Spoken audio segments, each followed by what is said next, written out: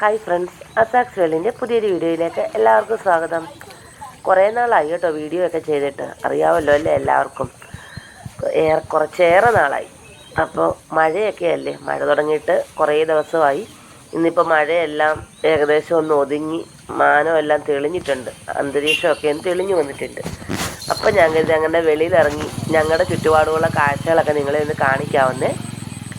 ഇത് ഇപ്പോൾ ഈ കാണുന്ന നമ്മുടെ അവസ്ഥ. റോഡിലൊക്കെ കുറേശ്ശൊക്കെ വെള്ളം കയറി, കണ്ടോ. പിള്ളേരൊക്കെ വെള്ളത്തിൽ നിന്ന് കളിക്കാനൊക്കെ ഇറങ്ങിയിട്ടുണ്ട്. തോടൊക്കെ നിറഞ്ഞു വന്നിരിക്കുന്നു. കൽക്കെട്ട് കെട്ടിയതിൻ്റെ അപാകതയായിരിക്കും. ഒരു സൈഡിൽ കൂടെ കൽക്കെട്ട് കവിഞ്ഞ് വെള്ളം ഒഴുകുന്നു, വേറെ സൈഡിൽ കൽക്കെട്ട് കവിയാറായിട്ട് നിൽക്കുന്നു. അങ്ങനെയൊക്കെയാണ് ഞങ്ങളുടെ ഇവിടുത്തെ അവസ്ഥ. കണ്ടോ, നടക്കുന്ന വഴിയിലൊക്കെ വെള്ളം കയറിയിരിക്കുവാണ്. നമുക്ക് കുറച്ച് ഭാഗത്ത് ഇങ്ങനെ കൽക്കെട്ട് കെട്ടിയിട്ടുണ്ടെന്നുള്ളതല്ലാതെ ഒരു തോടിൻ്റെ അവിടെ ഒരു 100-150 മീറ്ററൂടെ കൽക്കെട്ട് കെട്ടിയിട്ടുണ്ടായിരുന്നു. അപ്പോൾ ആ ഭാഗം കവിഞ്ഞ് ഇഷ്ടം പോലെ വെള്ളം അങ്ങ് കയറിക്കൊണ്ടിരിക്കുവാണ്. അപ്പം ഞങ്ങളുടെ വീടിൻ്റെയൊക്കെ വാതിൽക്കൽ കൂടി ഇങ്ങനെ വെള്ളം കിടക്കുക, നടക്കുന്ന വഴിയിലൊക്കെ. വീട്ടിലോട്ട് വെള്ളം കയറിയിട്ടില്ല കേട്ടോ. നമ്മുടെ വീടിൻ്റെ അതിനകത്തോട്ട് വെള്ളം ഇതുവരെ കയറിയിട്ടില്ല. ഇനിയിപ്പം മഴ കുറയുന്ന സ്ഥിതിക്ക് കയറാൻ ചാൻസ് ഇല്ല. അല്ലെങ്കിൽ ഇതുപോലെ മഴ തുടർന്ന് നിൽക്കുമായിരുന്നെങ്കിൽ ചിലപ്പോൾ കയറിയേനെ വെള്ളം. പിന്നെ ഇപ്പോൾ വാർത്തയ്ക്കകത്ത് കണ്ടു, തോട്ടപ്പള്ളി പൊഴി മുറിച്ചിട്ടുണ്ട്. അത് നല്ല വീതിയിൽ, ഇന്നിപ്പം നല്ല വീതിക്കൊക്കെ നല്ലവണ്ണം ആഴം കൂട്ടി മുറിച്ചു എന്ന് പറഞ്ഞു. അപ്പം നല്ല ശക്തിയായിട്ട് വെള്ളം കടലെടുക്കുന്നുണ്ടെന്ന് ഇങ്ങനെ കണ്ടായിരുന്നു. ഒരു FBയിൽ ഒരു പോസ്റ്റിൽ കണ്ടതാണ്, ഒരു വീഡിയോ കണ്ടിട്ടുണ്ടായിരുന്നു. അങ്ങനെ ഉണ്ടെങ്കിൽ നമുക്ക് പെട്ടെന്ന് വെള്ളം കുറയാനുള്ള ചാൻസ് ഉണ്ട്. അല്ലെങ്കിൽ ഇപ്പോൾ കടൽ ഇങ്ങനെ പ്രക്ഷുബ്ധമായിട്ട് കിടക്കുവാണ്, വെള്ളം എടുക്കത്തില്ലെന്നുണ്ടെങ്കിൽ നമുക്ക് ബുദ്ധിമുട്ടാവും. ഇപ്പോൾ ഇതാണ് അവസ്ഥ. എനിക്ക് മഴ പെയ്യുന്നതൊക്കെ ഭയങ്കര ഇഷ്ടമായിരുന്നു കേട്ടോ. ഇതേ കണ്ടോ, ഇത് നമ്മുടെ വീടിൻ്റെ സൈഡിൽ കൂടെ തോട് കവിഞ്ഞ് കണ്ടത്തിലോട്ട് വെള്ളം ഒഴുകിക്കൊണ്ടിരിക്കുവാണ്. ഞങ്ങളൊക്കെ മതിൽ കെട്ടിയിരിക്കുന്നതാണ്, അതിനകത്തൂടെ ഏതായാലും കയറി വരത്തില്ല. ഇതേ കണ്ടോ, മതിലിൻ്റെ സൈഡിൽ കൂടെ വെള്ളം ഒഴുകിക്കൊണ്ടിരിക്കുന്നത്. അവിടെ ഒരു ചാക്കിനകത്ത് മണലൊക്കെ നിറച്ച് വെച്ചിരിക്കുക. അല്ലെങ്കിൽ ഈ വെള്ളപ്പൊക്കം കഴിയുമ്പോൾ നമ്മുടെ മതിലെല്ലാം ഇടിഞ്ഞു പോകാനുള്ള ചാൻസ് ഉണ്ട്. ഇത് ഈ കാണുന്നതാണെങ്കിൽ ഞങ്ങളെ വീടിൻ്റെ പുറകിൽ വെള്ളം കയറി കിടക്കുക കേട്ടോ.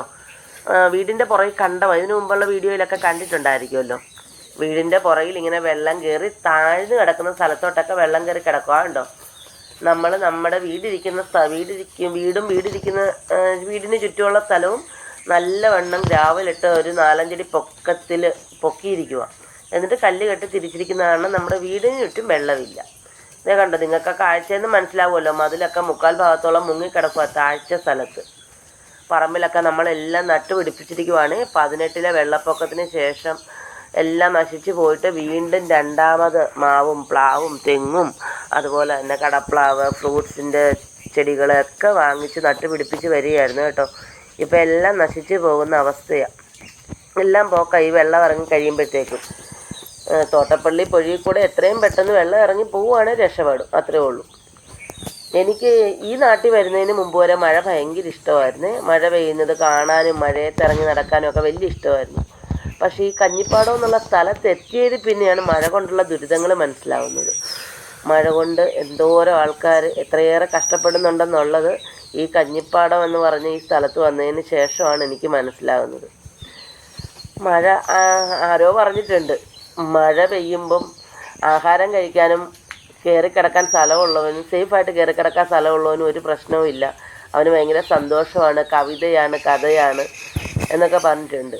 പക്ഷെ കയറിക്കിടക്കാൻ സ്ഥലമില്ലാത്തവനും ആഹാരം കഴിക്കാനില്ലാത്തവനും ആണെങ്കിൽ മഴ പെയ്യുന്നത് തോരാ ദുരിതമായിരിക്കും എന്ന് ആരാ പറഞ്ഞതെന്ന് എനിക്ക് ഓർമ്മയില്ല. ആരോ പറഞ്ഞതായിട്ട് ഇങ്ങനെ കേട്ടിട്ടുണ്ട്. അത് സത്യം തന്നെയാണ്.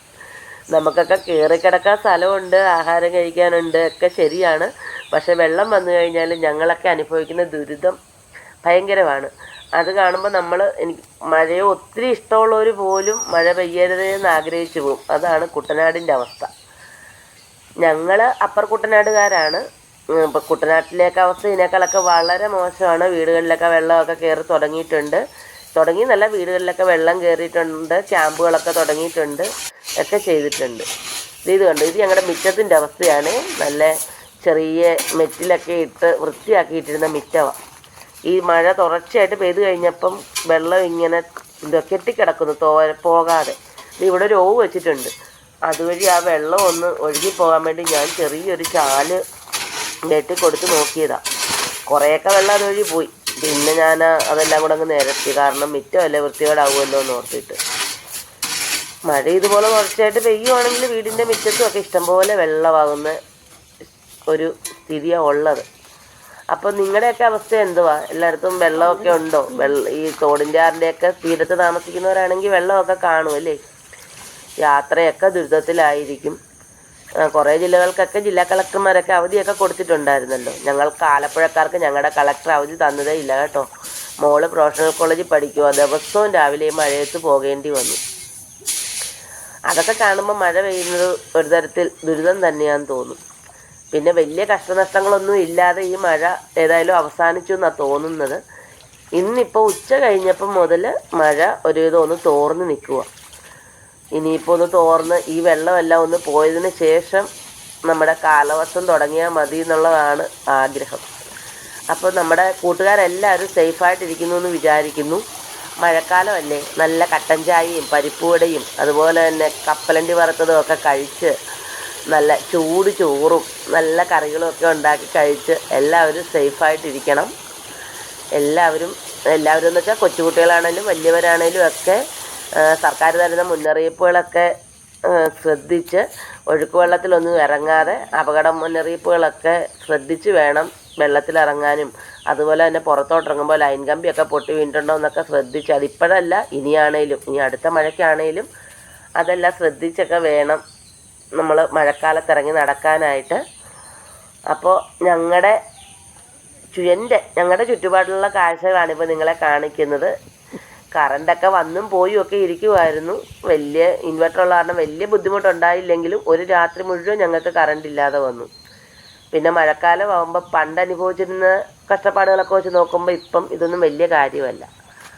അപ്പോൾ ഈ കാഴ്ചകളൊക്കെ നിങ്ങളെ ഇത് കാണിക്കാമെന്ന് കരുതി വന്നതാണ് കേട്ടോ. ചിലപ്പോൾ നിങ്ങൾക്കൊക്കെ ഇതിനേക്കാളൊക്കെ കൂടുതലായിരിക്കും ഈ കഷ്ടപ്പാടുകളല്ലേ. അപ്പോൾ ഈ വീഡിയോ നിങ്ങൾക്ക് ഇഷ്ടപ്പെട്ടെങ്കിൽ നിങ്ങൾ തീർച്ചയായിട്ടും സപ്പോർട്ട് ചെയ്യണം കേട്ടോ. മറ്റൊരു വീഡിയോ ആയിട്ട് വീണ്ടും കാണാം.